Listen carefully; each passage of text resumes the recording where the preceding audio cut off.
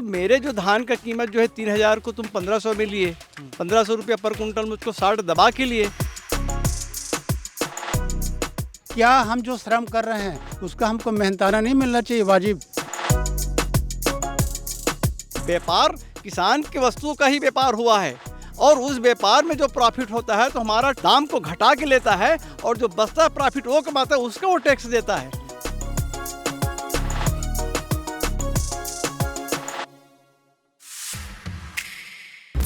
मैं भी tax payer हूँ, है ना, मैं भी टैक्स देता हूँ सरकार को। तो ये लगता है कि अगर मैं टैक्स दे रहा हूँ तो मुझे सड़क अच्छी मिले, मुझे बिजली अच्छी मिले, मुझे साफ़ पानी मिले, सारी चीज़ें मिले।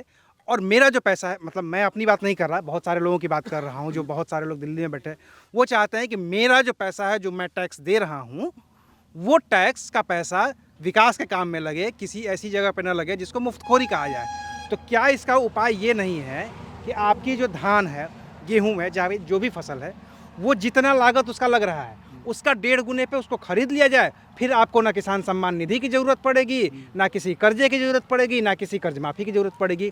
अगर एमएसपी का स्वामीनाथन फार्मूला आपके पास लागू कर दिया जाए पूरी तरीके से, C2+C1+FL वाला, अगर वो पूरा फार्मूला लागू कर दिया जाए तो आपको क्या सरकार से किसी चीज़ की ज़रूरत है? बिल्कुल नहीं, बिल्कुल नहीं। हम तो यही चाहते हैं ना, हमारा दिल्ली का आंदोलन 13 महीने चला, हमारी प्रमुख मांगे थी और उसमें कुछ हद तक वो सहमत भी हुए थे, किंतु बाद में सुप्रीम कोर्ट में जाके एफिडेविट दे दिया कि हम महंगाई बढ़ जाएगी, हमारे पास पैसा नहीं है। हम पूछते हैं कि क्या हम जो श्रम कर रहे हैं उसका हमको मेहनताना नहीं मिलना चाहिए वाजिब? मैं इसीलिए, चूँकि मैं भी किसान परिवार से आता हूं, मैं ये समझ रहा हूँ, एक गाड़ी लेके मैं घूम रहा हूँ या ये एक माइक लेकर के मैं घूम रहा हूँ, ये मैंने 5000 का ख़रीदा होगा, कल को ये 7000 का हो जाएगा या 8000 हो जाएगा, तो मेरी ज़रूरत होगी तो मैं ये खरीदूंगा ही ना। गाड़ी है 10 लाख की है, वो 12 लाख की हो जाएगी, मैं खरीदूंगा। तो क्यों नहीं कोई आदमी 3000 का धान अगर 5000 का हो जाएगा तो खरीदेगा? एक चीज़ मैं इसमें कहना चाहूँगा, हाँ, जो टैक्स पेयर की जो बात कर रहे हैं, एक मिल उद्योगपति जो है मान लो 50 करोड़ का मालिक है, तो राइस मिल चला रहा है, हमारा धान लेता है और धान को प्रोसेसिंग करके चावल बेचता है, वो टैक्स देता है। वो टैक्स देता है, ये बात उनको समझ में आता है कि मैं टैक्स देता हूँ, परंतु मेरे जो धान का कीमत जो है 3000 को तुम 1500 में लिए, 1500 रुपया पर कुंटल में उसको 60 दबा के लिए, तो आखिर तुमने टैक्स किसके पैसा कह दिए? एक किसान के पैसा को 60 में दबा के तो दिए हो।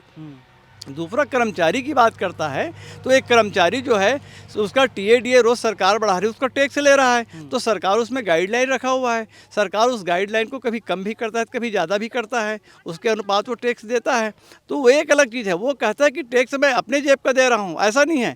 व्यापार किसान के वस्तुओं का ही व्यापार हुआ है और उस व्यापार में जो प्रॉफिट होता है तो हमारा दाम को घटा के लेता है और जो बचता है प्रॉफिट वो कमाता है उसका वो टैक्स देता है। टैक्स अपने घर का नहीं देता, हमारे अनाज का ही टैक्स उसमें जाता है। आज हम मान लो बिस्किट लेते हैं तो हम टैक्स दे रहे हैं, तो 5 पैसा अगर टैक्स उसमें देते हैं तो बिस्कुट तो उसका उत्पादन हुआ, उसमें मैं क्यों टैक्स दूँ? अब बना किससे बिस्कुट? बना चावल से बना है, गेहूँ से बना है, तो गेहूं और चावल तो हमारे किसान का है, तो मैं क्या ये कहूं कि मेरे गेहूं का इसलिए मैं टैक्स ना दूं? क्योंकि वो प्रोसेसिंग प्लांट में बन के आया है, उसमें सरकार का वेट लगा है, उसका टैक्स लगा है, उसका प्रॉफिट लगा है, उसको मैं खा रहा हूँ इसलिए मैं टैक्स दे रहा हूँ। तो मेरे अनाज का दाम का भी वो टैक्स उसी में जा रहा है। और वो जो कहते हैं किसान का कर्जा माफ़ी हो रहा है, उसमें मेरा टैक्स का पैसा क्यों जा रहा है? आप टैक्स का पैसा वहीं से ले रहे हैं जिसका आप टैक्स दे रहे हैं, अपने घर का कोई टैक्स नहीं दे रहा है।